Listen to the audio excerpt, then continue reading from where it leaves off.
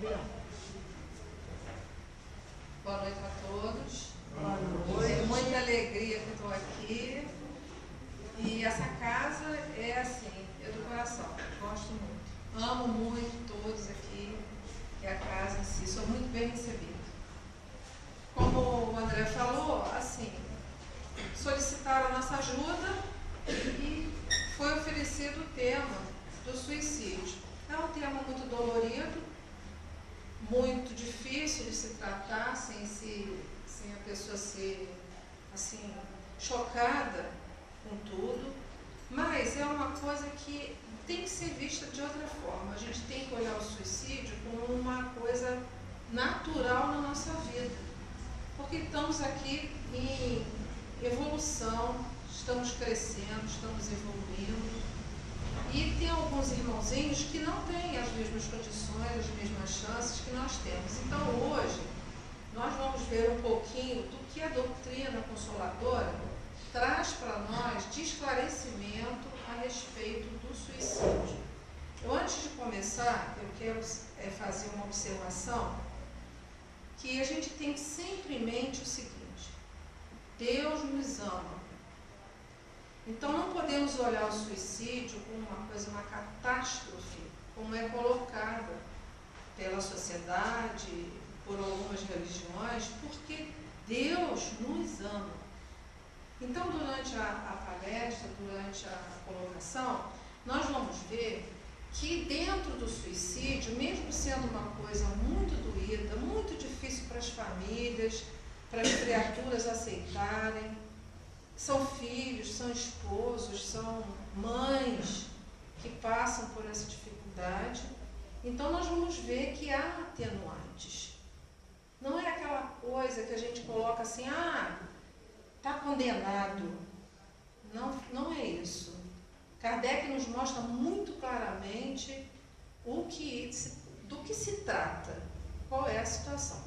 Então, eu trouxe para começar, eu ganhei uma canetinha, gente, moderna. Para começar, acho que eu vou ter que chegar de lado aqui, né? Aqui tem aonde nós podemos encontrar nas obras básicas tudo que Kardec nos traz a respeito do assunto. No Livro dos Espíritos vai da pergunta 943 até 957, onde ele discute o tema, colocando causas, consequências, enfim, a posição, o ponto de vista de Kardec diante da espiritualidade, que ele questiona mesmo, ele é enfático. Ele vai fundo, ele não se contenta em só uma resposta única, básica. No Evangelho também. Só que no Evangelho ele vai buscando a orientação de Jesus. Porque como Deus, Jesus também não virou as costas ao suicida. Muito pelo contrário. Todos, a gente tem, a história nos mostra, fala de Judas, como Jesus amava Judas e amou e continua amando. Então, a visão do suicídio pela sociedade atual é um pouco forte, vamos dizer assim. Não vamos dizer deturpada, porque cada cultura tem uma visão.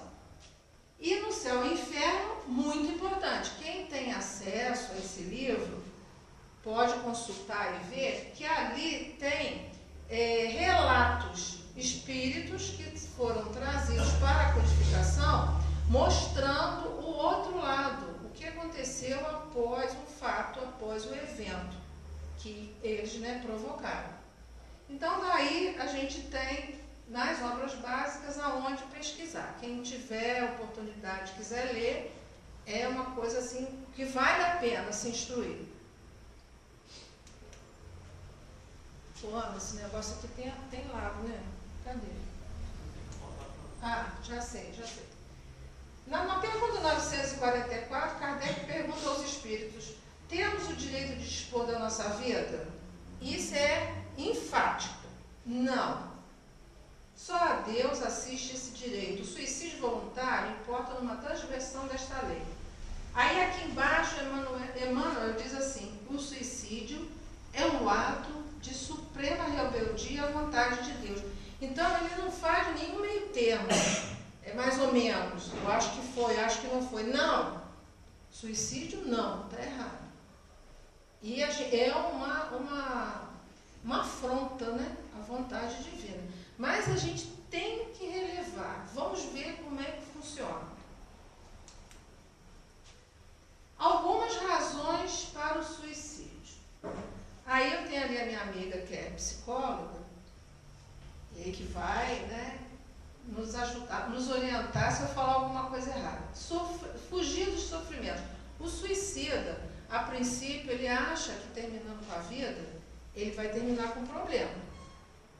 Esse suicida que pensa dessa forma não tem orientação religiosa nenhuma. Ele olha para o problema dele e acabou. Ele não quer, ele quer se livrar da dor. É uma dor constante, aquilo visita ele dia após dia, hora após hora, ele não dorme, ele não come, vai aumentando a intensidade, né? Então ele não quer mais sofrer. Essa é uma das primeiras razões. Não é a principal, é uma das primeiras. A incapacidade de resolver problemas. Isso aí a gente tem uma família, a gente vê dentro da nossa família, isso aí é recorrente. Vem sempre assim, mãe, eu estou com um problema. Fala, filha, qual é o problema? Não tem solução, eu não sei como resolver. Aí quando ela passa o problema para você, tu vai ver que aquilo é uma coisa simples, básica. Mas ela já, de antemão, ela se achou incapaz de resolver aquele problema, já é uma coisa preconcebida. E a gente que tem um pouco mais de vivência, com calma, vai lá e conversa. Não é assim, você tem jeito de resolver, para tudo tem jeito. Né? Tem aquela coisa assim, só não tem jeito para a morte, mas todo mundo esquece que a morte já é um jeito. Né? Então, tudo tem solução. Mas as pessoas não têm aquela paciência, aquela calma de tentar olhar. Realmente não dá para olhar. Por quê? Você entra num desespero tão grande de resolver um problema que você não vê a solução. Isso é comum, é natural, faz parte do ser humano. Desequilíbrios físico-psíquicos e espirituais. Isso faz parte da nossa evolução. Quem achar que não tem um pouquinho desse problema, já não era para estar mais aqui. Porque todo mundo que está aqui, algum momento na vida, vai ter um pouquinho desse problema aí. Um desequilíbrio, uma tentativa de melhorar que não deu certo, e vai por aí afora. São os desequilíbrios físicos, psíquicos e espirituais.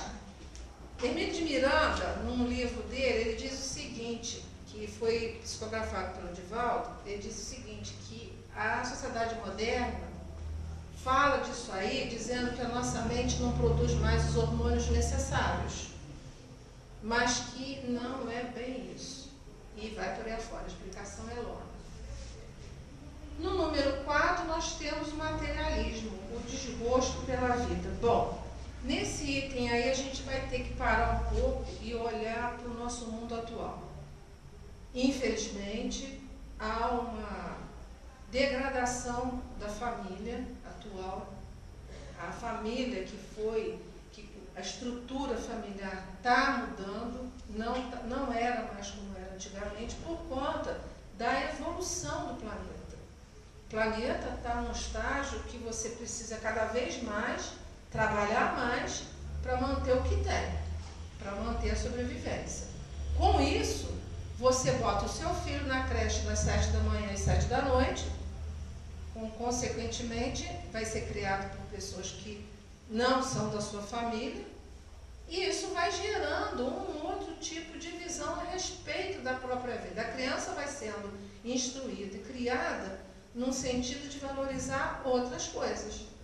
Ao passo que se tivesse com a gente, nós que já temos uma educação religiosa, e desse tempo da gente cuidar dos filhos, trabalhar, cuidar de tudo, já seria diferente. A criança já ia crescer com uma visão de materialismo, de necessidade, de prioridade diferente, como nós fomos, né? Na nossa época, o que acontecia?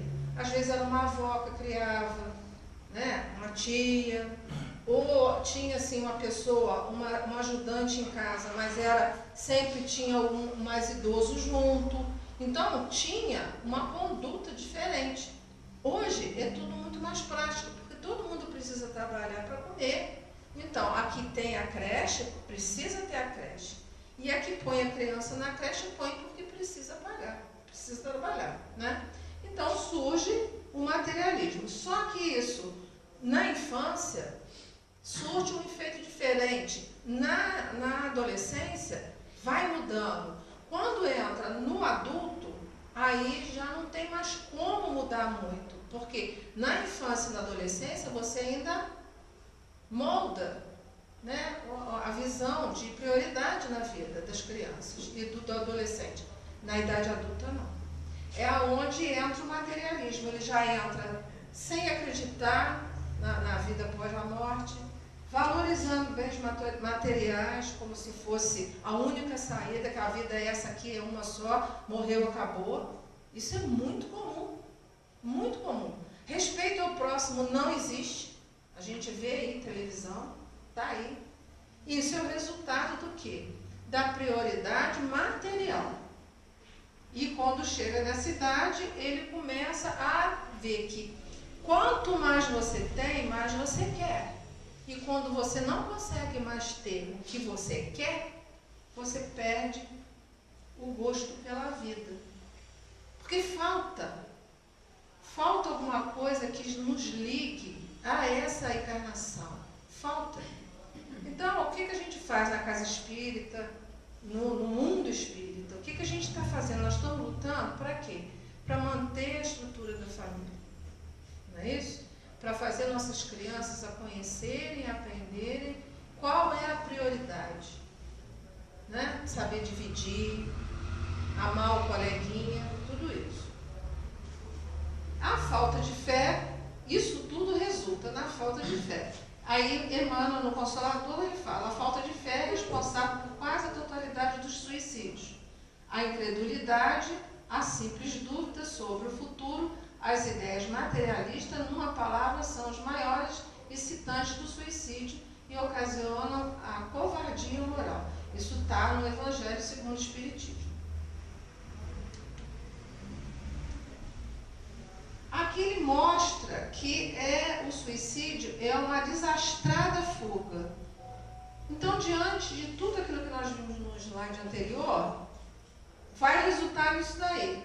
O autoaniquilamento situa-se como uma porta falsa em que o indivíduo, julgando-se libertar-se dos seus males, precipita-se em situação muito pior. Isso é do Richard Simonetti. Mas isso, se o adolescente não tem uma orientação religiosa, ele não capta isso. Para ele, morreu, acabou e pronto.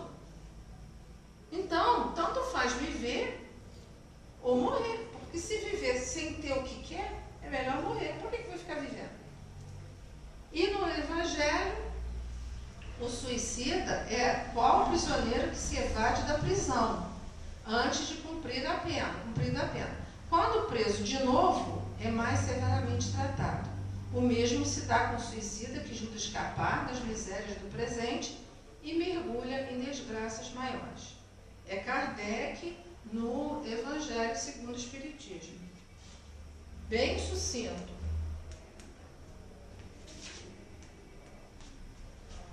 Aqui algumas consequências. Então, nós vemos que o suicídio é uma porta errada. Né? Aí ele continua sofrendo. Olha só como é que são as coisas. Ele antes, o motivo para o suicídio era isso aí. Então, ele continua. Continuação do sofrimento em maior nível. Por quê? Porque ele já não tem um corpo físico. Ele já desencarnou. Se matou, desencarnou. Localização em regiões de sofrimento. Ele não tinha ideia disso. Ele achava que a vida tinha cessado. Tormentos, recordações e pesadelos, ou seja, toda a vida que ele teve até o fato do suicídio, ele vai lembrar. E da pior maneira. Porque ele não vai lembrar de fatos bons. Ele vai lembrar dos fatos negativos. porque ele fez uma coisa errada, ele infringiu a lei. Lesões a níveis espirituais. Bom, isso aí é o seguinte, no céu e inferno, quando os espíritos dão os depoimentos, são suicidas, eles divulgam qual foi o tipo de suicídio que eles escolheram. Porque, por exemplo, se um suicida, ele escolhe tirar a vida dando um tiro no ouvido, ele lesionou o perispírito na região do ouvido. E quando ele retornar numa outra encarnação, provavelmente ele vai ter um problema de ouvido. Agora, não é dizer que todo mundo que tem dor de ouvido é suicida, não, hein, gente? Pelo amor de Deus. Isso é só um exemplo. Quem for lá no céu e inferno e olhar, vai ver lá direitinho.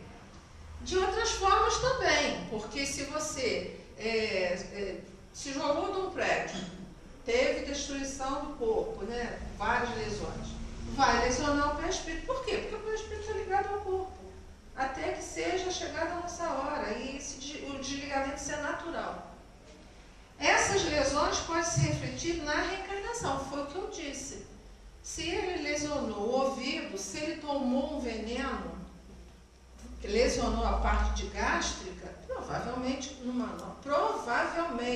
não é via de regra, não vão ser todos assim, que às vezes o suicida, numa reencarnação seguinte, ele vai pedir uma prova diferente daquela perturbação que ele teve. Mas a lesão que ele fez no perispírito pode aparecer, pode retornar numa nova reencarnação. E desperdício de tempo valioso e precioso. Por quê? Porque ele cortou a sua reencarnação programada por vontade própria. Ele foi lá, não quer mais viver, pumba. Mas antes dele vir, ele tinha feito uma programação. Ele combinou lá em cima, antes de vir, que ele ia ficar aqui por um tempo determinado. E ele interrompeu isso, então está devendo. Vai ter que voltar para pagar a diferença. E ele não sabe como é que vai ser, né? Consequências do suicídio. Na pergunta 957 do Livro dos Espíritos, Kardec pergunta: quais, em geral, com relação ao estado do espírito, as consequências do suicídio? Consequências do suicídio. Muito diversas são as consequências do suicídio, não apenas determinadas. E em todos os casos corresponde sempre às causas que o produziram. Há, porém, uma consequência que o suicida não pode escapar. É o desapontamento. Mas a sorte não é a mesma para todos, depende das circunstâncias. Alguns espiam a falta imediatamente, outros em nova existência, que será pior do que aquela cujo curso interromperam. Vocês lembram que no início eu falei que há atenuantes, né? Aqui já aparece o primeiro atenuante. Primeiro, que o espírito, que quando ele se depara do outro lado, que ele tirou a vida, se chegar lá, ele toma um susto, porque para ele a vida acabava ali. Chegar lá tem outra, continua, né? Então, atenuante. Alguns espiam a falta imediatamente, outros em nova existência. Então, aí já começa a mostrar a bondade de Deus, porque Ele nos ama com tanta força, com tanta bondade, com tanta sinceridade, que Ele dá uma nova existência, Ele dá uma nova chance. E quando Ele diz que poderia ser pior, né, uma existência mais difícil, vai nos dar apoio também. Ninguém vem para cá para corrigir qualquer um que seja desamparado.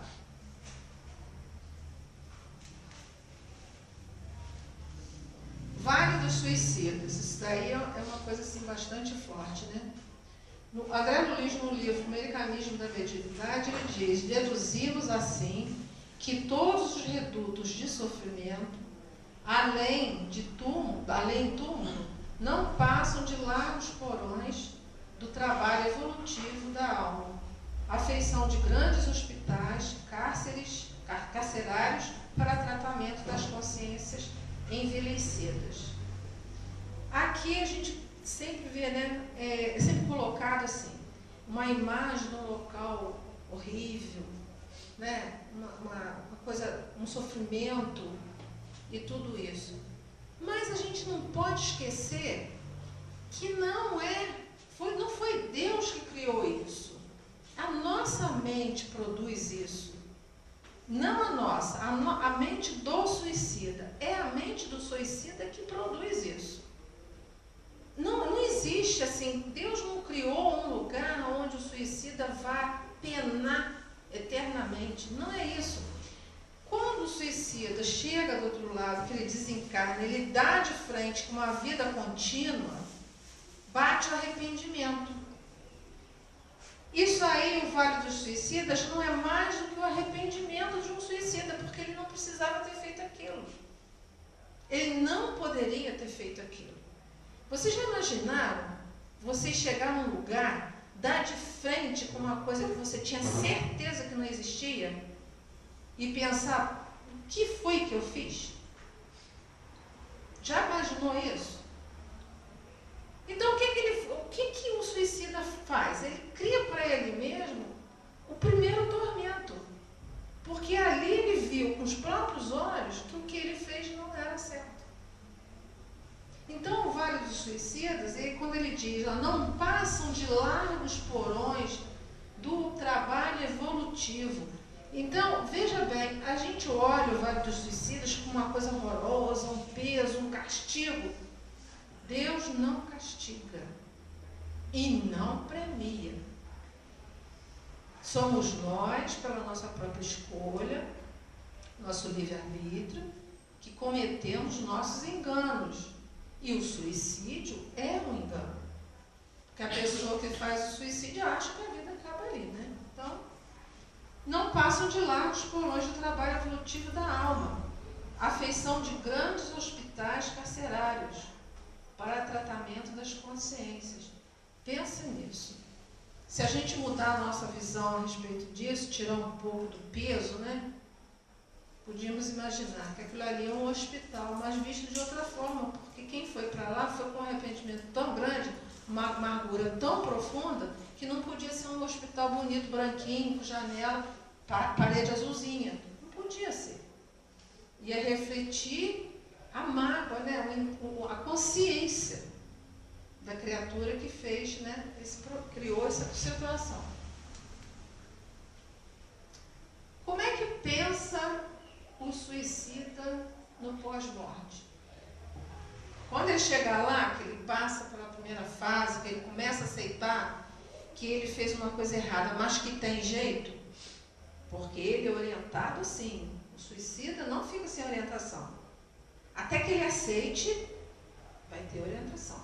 Porque, a princípio, pelos relatos que a gente vê e lê na literatura espírita, o suicida ele fica refratário, ele não aceita ajuda, ele não aceita conselho, ele não aceita nada. Com o tempo, ele vai trabalhando tudo isso e começa a aceitar. Quando ele começa a aceitar, é quando ele começa a ver isso aí. Ó. Ele pensa, continua vivo. Então ele tem pensamento. Observa o seu corpo e pode permanecer ligado a ele, sentindo-lhes as degradações, ligações do perispírito e corpo. Isso é a primeira fase, é quando ele ainda está ainda naquela fase, ainda, será que onde eu estou, o que eu estou fazendo? Ele continua pensando. Esse estado pode durar o tempo que deveria ter vivido. Olha, como é isso. Poderia, não quer dizer que vá durar, ou que pode durar. Poderia ter vivido. Continua a sentir as agonias da morte e os sofrimentos maiores do que os que quis evitar. Enorme perturbação espiritual, decorrente da consciência culpada e da certeza íntima de ter transgredido a lei divina. Até ali, ele não tinha noção disso. Quando ele parte para o outro lado, ele dá de cara com a verdade. Longo processo de reabilitação, através da expiação, primeiro nas zonas purgatórias e depois em nova encarnação. Aí Casimiro Cunha, ele diz o seguinte: todo suicida presume que a morte é o fim do amargor, sem saber que o desespero é a porta para outra dor. Quem sofre resignado após a morte descansa, e quem luta sem naufragar verá de certa bonança. Então, o suicida é um covarde. Mas um covarde corajoso, porque ele tem que se convencer de que a vida para ali, porque senão não tiraria a vida, né? Atenuantes e agravantes. Eu falei que tinha? Na pergunta 944, a letra A, Kardec pergunta, não é sempre voluntário o suicídio? Olha a resposta, bem direta, né? O lobo que se mata não sabe o que faz. Essa é a primeira atenuante, porque realmente ele não sabe. Ele está tirando a própria vida porque acha que vai se livrar do problema, mas não sabe do resultado. Pode ser considerado suicida aquele que, a braços com a maior penura, se deixa morrer de fome? Quem faz greve de fome ou fica sem... Muito comum, olha só, a pessoa quer emagrecer, quer ficar bonita. Quer perder peso, quer ficar chique, quer vestir 36. Aí começa a fazer dieta, ela desenvolve uma leucemia, que consegue, com a dieta severa, consegue transformar em leucemia. Aí da leucemia ela vai e desencarna. É um suicídio? A resposta é um suicídio. Mas os que lhe foram causa, ou que teriam podido impedi-lo, são mais culpados do que ele a quem a indulgência espera.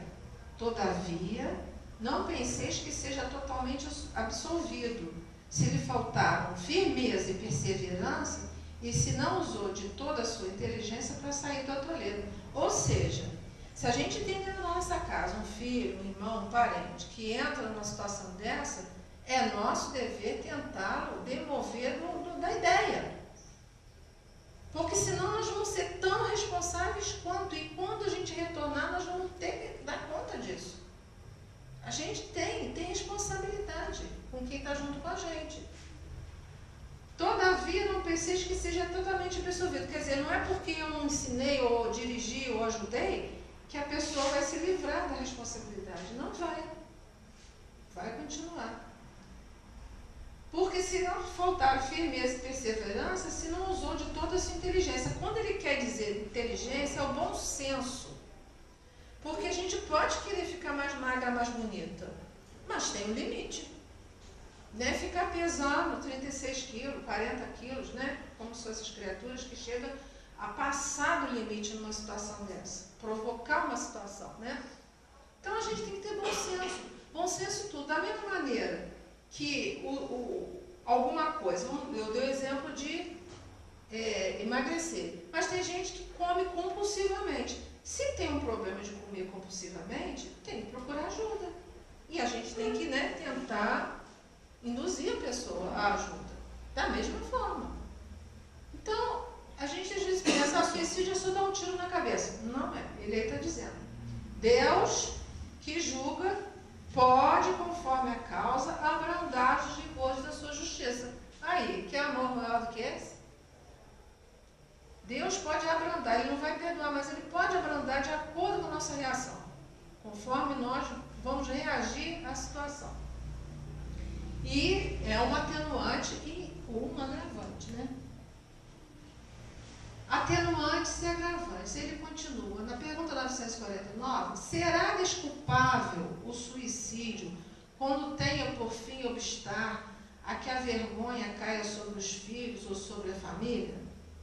A resposta: o que assim procede não faz bem, mas como pensa que o faz, Deus lhe leva isso em conta, pois que é uma expiação que ele se impõe a si mesmo. A intenção que ele atenua a falta, entretanto, nem por isso deixa de haver a falta. As penas são proporcionadas sempre à consciência que o culpado tem das faltas que comete. Então é o seguinte, há pouco tempo teve aí no jornal, não sei se vocês viram, um reitor, foi em Santa Catarina, ele foi acusado de desviar dinheiro da reitoria e ele se matou. Se matou porque ele não teve, realmente ele deixou escrito que ele não tinha como encarar a família. Tamanha vergonha, porque ele não era culpado. Ele foi e tirou a própria vida. Então ele não quis infringir uma vergonha, uma suposta vergonha, porque depois ficou provado que ele não tinha nada a ver com o negócio. Imagina esse espírito lá do outro lado. Ele não quis que a família passasse por essa situação. Ele não teve uma estrutura emocional para resistir a isso. E mais uma vez, Deus mostra, através da mensagem, né, ditada pelos Espíritos, que o amor é infinito, porque as penas são proporcionadas sempre à consciência. Quer dizer, ele tirou a própria vida para não dar um aborrecimento para outra pessoa, não magoar a família. Isso foi bonito, mas ele cometeu um erro. E isso é levado em conta. Entendeu? Então, é assim, o suicídio não é assim, papum. E a gente está vendo aí pelo Livro dos Espíritos. Aí que vem a parte boa, né? Que nós temos que agradecer a Deus que temos o Espiritismo. E o que é a profilaxia do Espiritismo? É assim como se fosse uma limpeza, né? Da mente, da alma, a certeza de como as coisas funcionam. Kardec sempre foi muito incisivo. Nada que Kardec escreveu não teve uma comprovação científica. Então, o que o Espiritismo nos diz? Nos mostra que a vida continua. Fortalece nossa fé em Deus e no futuro. Isso não tem preço. Não tem preço. E não se compra em banca de jornal. Esclarece os sofrimentos decorrentes do ato do suicídio. Quer dizer, não mascara. O Espiritismo mostra realmente o funcionamento da coisa. Faz com que os próprios suicidas venham nos advertir, quer dizer, dá uma oportunidade da pessoa se manifestar. No livro O Céu e o Inferno está lá, né? Algumas declarações. Nos impulsiona a necessidade de orar e vigiar. Muito importante isso. Assim, mal comparando, né? Outras religiões têm isso de orar. Tem, mas o vigiar, o Espiritismo ele é mais forte nesse ponto. Ele bate mais no vigiar do que no orar. Nós temos até um livrozinho que, né, vigiar e orar. Não é ao contrário, né? O Consolador Prometido, que foi Jesus. Isso aí não existe, né? A calma é a resignação auridas da maneira de considerar a vida terrestre e a confiança no futuro. Dão ao espírito uma serenidade que é o melhor preservativo contra a loucura e o suicídio. Está no Evangelho. Então, o Espiritismo nos dá, eu hoje mesmo estava comentando isso com uma pessoa, que a gente conversa muito, ele não é espírita, ele é católico. Mas ele é um católico, assim, ele gosta de procurar informação, pesquisar e tudo. E ele lê muito nossos livros, o livro da codificação e tudo. Então, o que acontece? Ele hoje passou um problema para mim a respeito de fé. Eu falei, olha, problemas de fé todo mundo tem sempre um pouquinho, porque quando o negócio pesa, a gente enverga. Mas a gente enverga, mas não quebra. Enverga e não quebra. Por quê? Porque tudo que a codificação nos coloca é atestado, é comprovado. Então não tem como você, eu acho que foi, e não é repetitivo. A André está aí que não pode me deixar mentir. A gente estuda uma coisa hoje, daqui a um ano nós vamos estudar outra coisa. Isso prova o quê? Nossa evolução. Hoje eu estou falando aqui sobre o Espiritismo e toda manhã eu vou ler um outro livro, vou ver tudo. O sentido principal não muda, mas há outras visões, há outras colocações, há outras, posições. E ele fala da calma e a resignação que o Espiritismo nos traz. Isso é uma das melhores coisas que existe dentro do Espiritismo, porque a gente tem aquela coisa assim, que ela dá aquela parada e espera para ver o que vai acontecer. Não é isso? Como podemos auxiliar os suicidas? Está no Evangelho. No Evangelho, quem tiver a oportunidade de ver, lá no finalzinho, tem as preces, orações. Então tem uma coletânea de orações e tem a oração para os suicidas.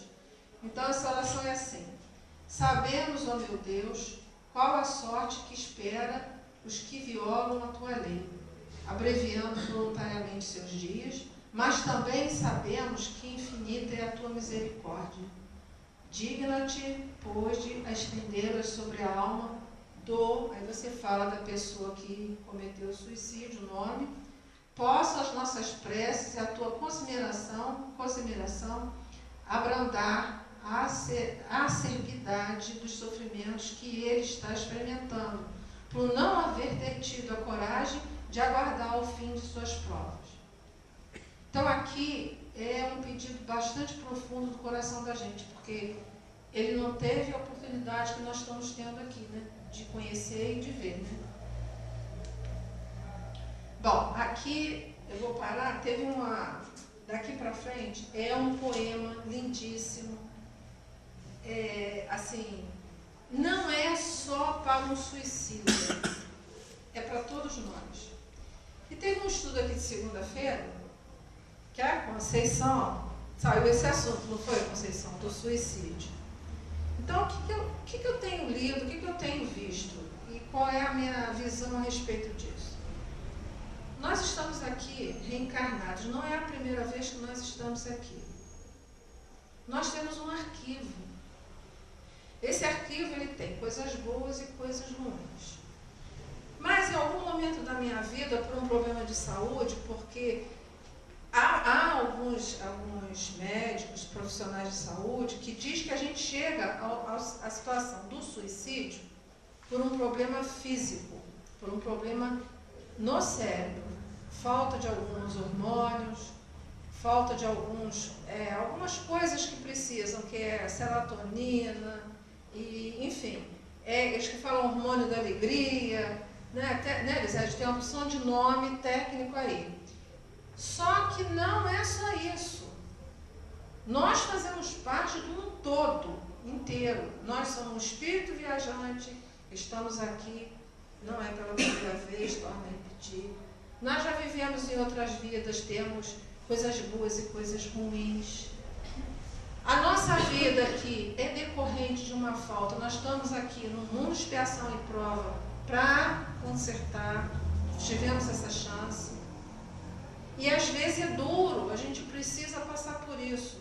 O Espiritismo está aí nos dando apoio, informação, sustenta, aguenta, vai aguentando, vem na casa espírita, toma passe, participa das reuniões, estuda, lê, procura, dá uma palavra de acalento a um amigo seu. O que está faltando hoje é isso, gente. O número de suicidas no mundo aumentou muito, muito, principalmente entre crianças. É um absurdo. E surgiu agora uma nova modalidade, que é o suicídio assistido. Então, vamos supor, eu estou com uma doença incurável e eu não quero morrer, eu não quero ficar até o final. Então, existe um lugar na Suíça onde você paga milhões de dólares para ter um suicídio assistido, para ser assistida, para se matar. Você fica lá bonitinha, deitada, precisando de médico, e aí eles vão te dar uma droga e você se mata. Chama suicídio assistido. E tem muitos milionários que estão optando por isso hoje. Eles fazem o que tem que fazer, distribuem toda a herança, e aí despede da família, faz um jantar, toma um bom vinho, vai para lá e se mata. É isso. Então, é assim. O suicídio, ele é consequência de um fator social. Também. São crianças que não estão tendo a atitude dos pais à altura, crianças que se sentem um nada, o pai dá mais valor ao carro do que a criança. A minha filha tinha um amiguinho que o pai e a mãe estavam brigando na justiça pela guarda dele.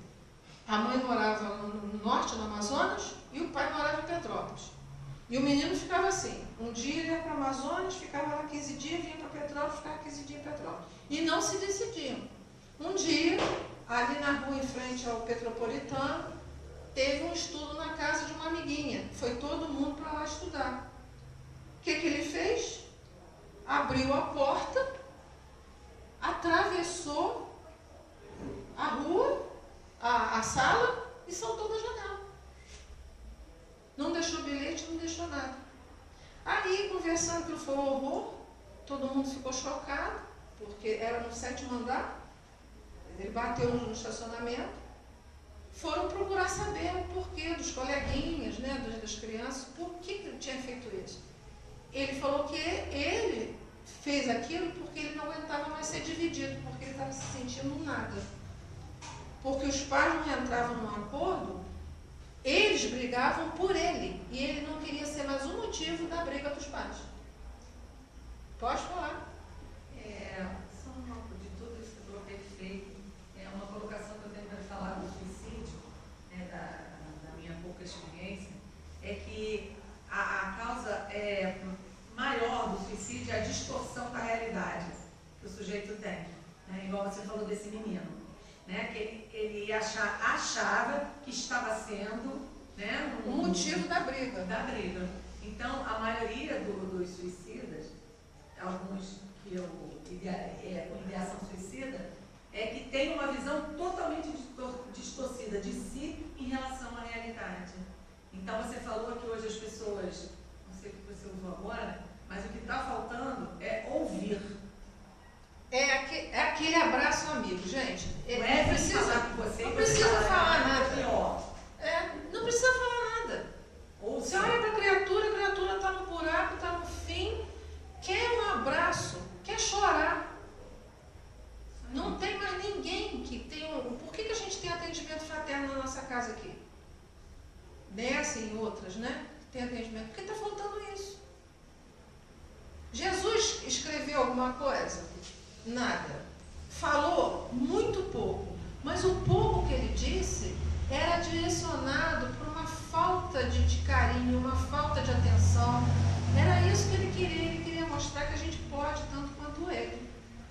E é por isso que agora nós temos 10 minutos para ler a nossa poesia, porque eu achei lindo. E essa poesia é para todos nós, não só para o suicida, que a gente não conhece o suicida até ele se suicidar, não é, Elisete? Porque o suicida... Ele vem dando... Por isso que alguém, quando ouvir, tiver alguém, conhecer alguém, vai falar, eu vou me matar, acreditem. Acreditem, não desacreditem nessa criatura. Então, na minha família tem 2 casos. Ambos os casos foi falta de alguém para ouvir. E o segundo caso, eu era pequena, mas eu lembro disso. Foi por falta, porque tinha um problema de dívida, não queria ficar devendo, foi pedir ao irmão, o irmão mandou ele se virar. Ele bebeu um copo liso de fumicida. Tanto que não foi possível mexer no corpo para enterrar. Tão violento que foi a coisa. Bom, vamos esquecer e vamos ver as coisas bonitas agora? Suicídio não. Agora vai ser endereçado para nós. Meu amigo querido, alguns versos vou te ofertar, torcendo para que minhas palavras possam te iluminar. E mude a tua opinião e não tire a tua vida. Não tire a tua vida, não. Eu vou tentar te ajudar. Para começo de conversa, quero confraternizar. Sei que a tua dor é grande, mas estou a te escutar. Aqui tens um ombro amigo. Então, escuta o que eu te digo, que tudo irá melhorar. Mas é preciso que ajudes. Vamos comigo pensar? A vida é um presente divino que não vale a pena tirar. E também tem que lhe dizer que depois que você morrer, ela vai continuar. A vida é uma grande escola onde estamos a estagiar. E cada existência é uma série pela qual precisamos passar. E não adianta fugir, porque se você desistir, terás que recomeçar. Do mestre dessa nossa escola, tu já ouviste falar. E um belo dia, num monte, começou a nos ensinar e disse que foi para os aflitos, com todos os seus conflitos, que ele veio consolar.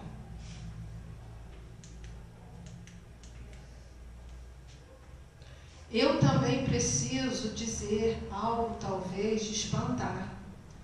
Digo que ao tirar tua vida, vivo irás te encontrar, e num vale de aflição e de muita desolação, você irá despertar.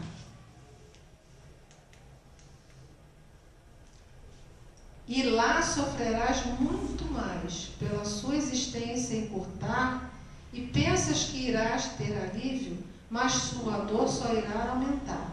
E é por isso que eu te digo, meu companheiro e amigo, nem pense em se suicidar. Observa o exemplo infeliz dos que vêm a te falar. E vivos depois de morrer, que morreram, eles voltam para te alentar e falar de seus sofrimentos e de todos os tormentos que passaram a experimentar. Mude a tua referência, deixe de se lamentar, encare os problemas de frente, que tudo irás superar, porque força você tem e contas com o auxílio do bem e de amigos a te amparar. Levanta a tua cabeça e passes a observar que se você sofrer no mundo, não estás no primeiro lugar. Que você sofre no mundo, não está no primeiro lugar. Há outros que sofrem também e que estão sem ninguém com quem possam desabafar. Que tal esquecer sua dor e teus ouvidos emprestar? Oferecer ombro amigo para que outros possam chorar. E amparando o teu irmão em toda a sua aflição, a tua própria irá se curar. Assim, pouco a pouco verás sua dor cicatrizar. Ao usar esse remédio poderoso e salutar, de muita capacidade que se pode tomar à vontade, e esse remédio é amar.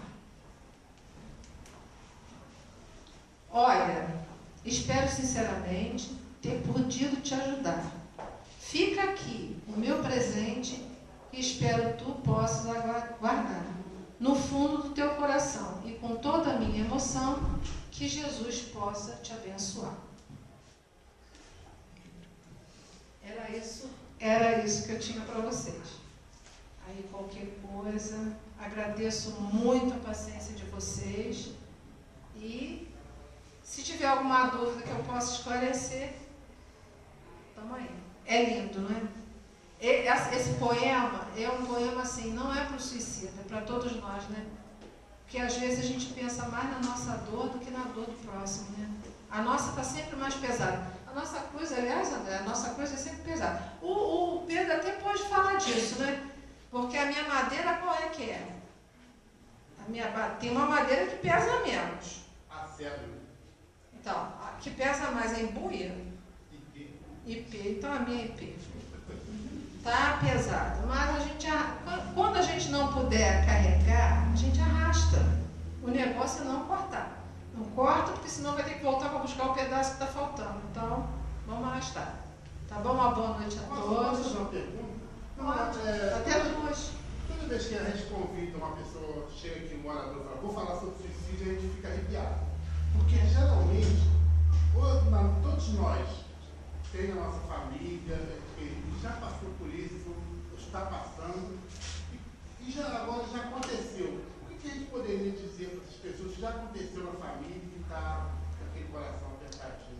Bom, o que eu diria para uma pessoa que está numa situação difícil, porque perder um ente querido numa situação de suicídio é uma dor que não dá para a gente calcular. Porque não é só assim, perdeu alguém na família, né? Tem mãe que perde filho. Eu tenho conhecido que a esposa, um casal, tinha uma filha casada, o marido matou ela e se matou. E ela não aguentou a dor já idosa, faleceu. Então, vocês vejam bem o alcance do que é o suicídio. Então, o que a gente diria? Primeira coisa, a gente tem que dizer que o Deus é amor puro. Então, que o suicida, é por isso que eu falei, há relevância em algumas coisas. Por quê? Porque a gente não foi ruim. Nós erramos. Em algum momento o suicida ele errou. E que Deus é esse que vai condenar seu filho a um sofrimento eterno? Não. Com o tempo ele vai se recuperar, ele vai ter a chance de refazer. Então a gente tem que mostrar para uma pessoa nesse sofrimento que o filho não está abandonado. Deus está junto. Maria, ela faz esse trabalho de retirar os suicidas do vale do suicídio. Ela sabe, com a equipe dela, quando a criatura já está no ponto de ser retirada dali. No livro Memória dos Suicidas, que eu já tentei terminar 2 vezes, não consigo, porque é forte, você tem que estar preparada. E como eu já passei por já vivi isso na minha família, a gente demora um pouco para digerir. Ela fala que ela desce com a equipe dela para buscar gente. É Maria, mãe de Jesus. Então, o que você tem que falar para uma mãe, para um parente que está numa situação dessa? Que a criatura está numa situação, mas que aquilo ali é breve. A gente não precisa entrar no detalhe que ele pode passar o restante da vida dele, que faltou, que ele tirou. São detalhes. E para cada um de nós funciona diferente por conta do nosso arquivo. Nosso arquivo vai contar, vai pesar. Se um dia eu tirasse a minha vida, uma coisa desse jeito, vai ser, Deus não vai, Ele vai procurar o que nós fizemos de bom e o que nós fizemos de ruim e o que a gente merece. E se a gente quer, porque não adianta também Deus querer, a gente tem que querer. Por isso que Maria só vai buscar a criatura quando ela já está pronta para ser retirada, quando ela já aceitou o grande erro que ela fez. Ela já se resignou. Aí ela leva, ela abraça, ela tira daquele sofrimento. Então, que coisa mais bonita você dizer para uma pessoa que Maria pode socorrer o filho dela. O suicídio ele não está sozinho. Essa é uma visão muito feia que eles colocam no suicídio. Eles acham que a pessoa se suicidou, está condenada. Papo. Não está. Não é condenação. Para começar, não é nada eterno. Então, não existe condenação. Foi um fato ocorrido, um erro, que tem oportunidade de ser corrigido a priori. Mais tarde vai ser corrigido. O tempo conserta. Madalena, e assim, penso eu que tudo tem um propósito, né? Exatamente. Nunca se falou tanto em suicídio como se está falando agora. Quantas campanhas estão fazendo? Domingo mesmo, né, Ana? Vai se fazer um trabalho lá no Parque de Itaipava, outras religiões estão fazendo. Então, esses irmãos, penso eu, como espírito imperfeito que sou, mas que ainda penso, ainda tenho um pouquinho de consciência mental, não sei até quando, mas penso eu que eles, assim, cometeram um ato, e que está acontecendo isso muito, mas está fazendo a gente pensar sobre isso, não é, Maria? Mas por quê? Nós temos aí um tempo para corrigir isso. Por isso que as coisas estão acontecendo. A gente está vendo muita coisa ruim, mas muita coisa boa está se fazendo também, porque nosso tempo está acabando. A nossa terra está mudando, ela está entrando numa fase de mudança. Tudo que isso, a gente está vendo aí morte por bala perdida, e assassinato um para cima, outro para baixo, aquilo tudo. O que é isso, gente? É mudança. E é uma mudança para melhor, porque essas criaturas que estão nessa situação, que não conseguem se ajustar ao amor de Deus, ao amor divino, porque a proposta é essa. É ter um mundo com menos sofrimento e mais amor. No momento está assim, mais no sofrimento do que amor. Mas vai mudar. É por isso que estão acontecendo coisas, catástrofes. Por quê? Para toda mudança, para o bem, tem que haver. Você não reforma uma casa sem quebrar primeiro. Reforma? Tu vai lá, o embolso está caindo, aí tu tem que tirar um pedaço, tu tem que quebrar.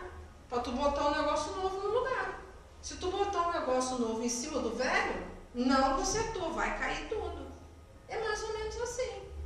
Então é por isso que está havendo isso. A mobilização, a conscientização, o respeito ao próximo. Vocês veem, né, a discriminação, a luta que está se havendo agora pela discriminação. A discriminação nada mais é do que falta de respeito pelo livre-arbítrio. Porque a pessoa faz na vida o que quer, gente. A gente não tem o direito de apontar o dedo para o outro e falar que está errado. Não tem. Porque a vida é dele. É ele que vai fazer o que ele quer da vida dele, porque é ele que vai responder. Não é isso? Então a gente está vendo assim, grandes mudanças sociais. Por quê? Está se valorizando muita coisa. Não ao aborto. Aborto é crime. Aí você vê lá, descriminalizar o aborto. A pessoa entende tudo torcido. Aborto é crime? É crime. É matar. É homicídio. Principalmente se você não sabe como é que está funcionando a coisa ali. É homicídio. Mas a gente não pode julgar quem faz o aborto. Por quê? Nós não acompanhamos a vida daquela criatura. Nós não sabemos o que ela passou. Ah, mas ela podia ter evitado a gravidez. Tá. Eu fiz atendimento fraterno na União Espírita no Kardec. Eu passei por uma situação lá que eu fiquei pasma. Uma mulher de 44 anos, 9 filhos, um de cada idade. 9 filhos. Aí ela, no final do atendimento, ela virou para mim: eu posso falar com a senhora? Eu falei: pode. Vamos lá dentro, a gente conversa. Eu quero que a senhora me ache, brigue comigo, mas eu estou grávida de novo. Eu falei: meu Deus, de novo? Ela falou: tô. E é gêmeos. Gêmeos. Aí eu falei: olha, fica calma, mas eu quero que você me conte a sua vida.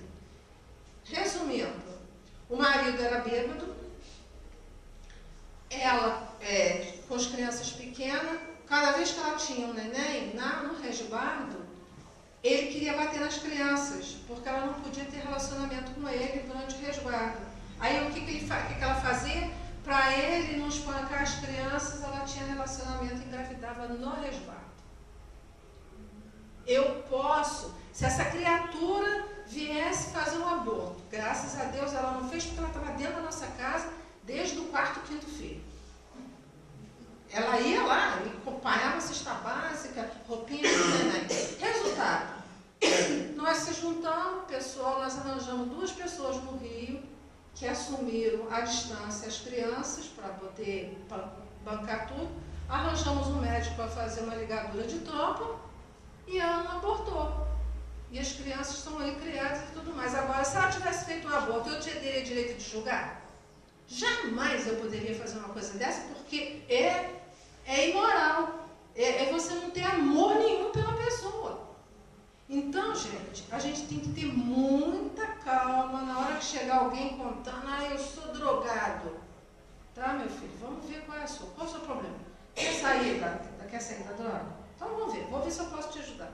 Ouvir, é o que a Elisete falou. Ouvir, nós não estamos ouvindo ninguém. Nós estamos ouvindo o nosso gerente de banco, para ver se o dinheiro está lá, para pagar as contas. Nada contra, mas tudo que sai do limite não é bom para ninguém. Tem mais alguma pergunta, Pedro? Te respondi. Então, gente, chegou alguém, quer uma palavrinha de amor? Não precisa nem falar não, dá um abraço. Não é, Ana? Aquelas criaturas lá do hospital, precisa falar alguma coisa para elas? Só. E por incrível que pareça, eles têm mais para dar do que nós. Muito mais. E o que são? Como nós. Quem vai dizer que nós, numa próxima encarnação, não estamos lá, sentada lá numa cadeira de roda, internada num hospital desses? Não é isso? É isso aí, gente. Uma boa noite. Tem mais alguma pergunta, alguém? Obrigada, hein?